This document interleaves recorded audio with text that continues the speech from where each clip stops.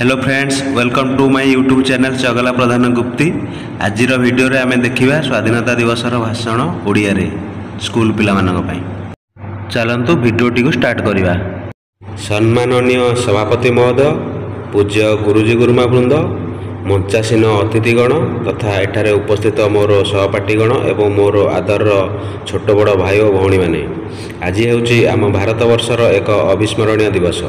आज यही पवित्र दिवस रे मते किछि कहिबार सुजोग मिलिथिबारु मु निजकु बहुत धन्य मन करूछि।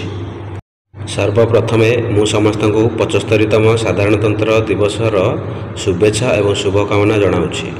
आम देश भारत हेउछि विश्वर सबुठारु गणतंत्र राष्ट्र। गण अर्थ लोक माने, तंत्र अर्थ शासन। यार अर्थ हेउछि लोकमानक द्वारा शासन। 1947 मसीहा अगस्ट 15 तारिख रे आम देश स्वाधीन होइतिले मध्य आम देश को चलैबा पई कोनोसी आईन कानून किंबा संविधानर व्यवस्था नथिला। एते बड़ देश को भल भावे चलैबा पई एक संविधानर आवश्यकता थिला। सेतिपई आम संविधानर जनक डॉक्टर भीमराव आंबेडकरंकर नेतृत्व रे संविधान प्रस्तुत करागला। आमर एही संविधान को प्रस्तुत करिया पई प्राय 2 वर्ष 11 मास 18 दिन समय लागिथिला। शेष में 1950 मसीहा जनवरी 26 तारिख रे आमर संविधान को कार्यकारी करागला।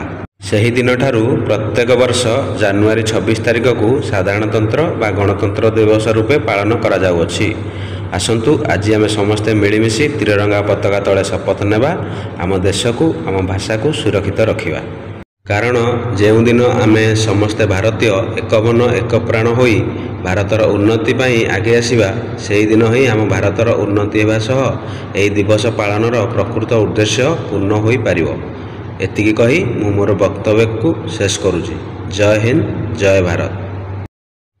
जदि वीडियोटी भल लगी थाए दयाकोरी लाइक शेयर कमेंट करेंगे और जदि आपण आम चैनल को नुआ करी देखुथिबे ताले सब्सक्राइब करेंगे। सब्सक्राइब माध्यम आमको ये छोटिया छोटिया प्रयास करने उत्साहित करेंगे।